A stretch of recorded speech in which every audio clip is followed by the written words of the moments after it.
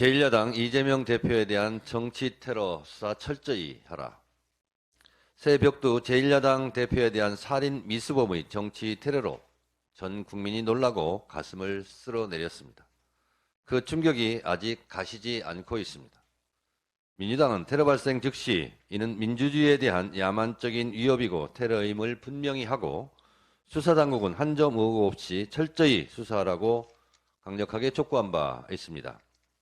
이런 사건이 발생하면 보통 경찰은 모든 가능성을 열어놓고 성역 없이 한 점 의혹 없이 철저히 수사해 진상을 밝히겠다고 다짐하곤 했습니다. 그런데 이번에는 왠지 많은 가능성을 닫아놓고 수사하는 것은 아닌지 하는 의심이 듭니다. 지금까지 경찰 수사는 어떠했는가? 혹시 축소, 은폐하려고 하는 것은 아닌지 많은 의문점을 갖게 합니다. 경찰은 수사 과정에서 취득한 정보를 선별적으로 흘려서 사건이 이상한 방향으로 흘러가게 해서는 안 됩니다. 지금까지 드러난 문제점을 짚어봅니다.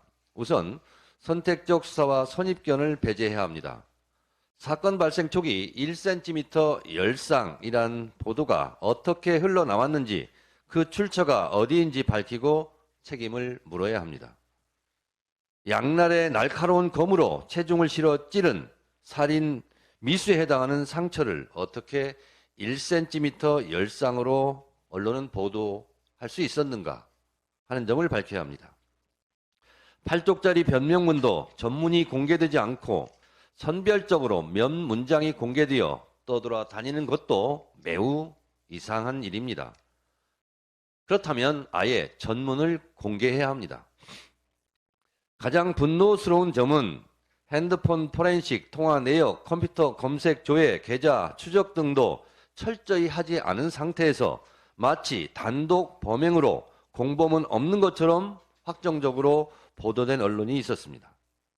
경찰이 선택적 정보 유출인지 언론의 섣부른 보도인지 철저히 이 점도 따져보아야 합니다. 문제의 벤츠 차량 이동 경위와 과정도 많은 의혹을 낳고 있습니다. 범인의 당적은 공개할 수 없다면서 차량을 태워준 사람이 이재명 지지자라는 점은 왜 또 공개해야 하는지 이 점도 의문이 많이 듭니다. 범인도 이재명 지지자로 위장해 접근해서 끔찍한 범행을 저지른 것 아닙니까? 당적 논란도 마찬가지입니다. 당적은 범행 동기와 관계가 있는 사항입니다. 기왕 언론에 보도된 것도 있으니 당적도 공개 못할 이유가 없습니다. 국민의 알 권리 차원에서 8쪽짜리 변명문도 당적도 공개되어야 합니다. 공개 못하는 이유가 궁색합니다. 윤석열 검찰 독재 정권은 그동안 이재명 대표에 대한 부당한 정치수사 과정에서 경마식으로 피의 사실을 공표해 왔습니다. 이번 제1야당 살인 미수 테러 사건에서 범행 동기, 공범 여부, 범인의 이동 동선, 살해 계획, 행위 등에 대해서 또는 주변 지인 관계 등 의문점에 대해서 오리무중입니다. 경찰은 한 점 의혹 없이 수사하고 선택적 수사가 아닌 모든 가능성을 열어놓고 수사하고 선택적, 선별적 수사 내용 흘리기를 한다면 그 후폭풍을 감당하기 어려울 것입니다. 앞서 지적한 모든 사항을 철저히 수사해 한 점 의혹 없이 밝히기 바랍니다. 사건 초기부터 가짜 칼, 가짜 피, 젓가락 등 가짜 뉴스에 의한 2차 가해, 2차 테러에 대해서도 철저히 수사해 엄벌에 처해야 합니다. 앞으로 민주당은 당대표 정치테러 대책위를 중심으로 강력하게 대처해 나갈 것입니다. 오늘 열리는 행안위에서부터 철저히 따져보겠습니다.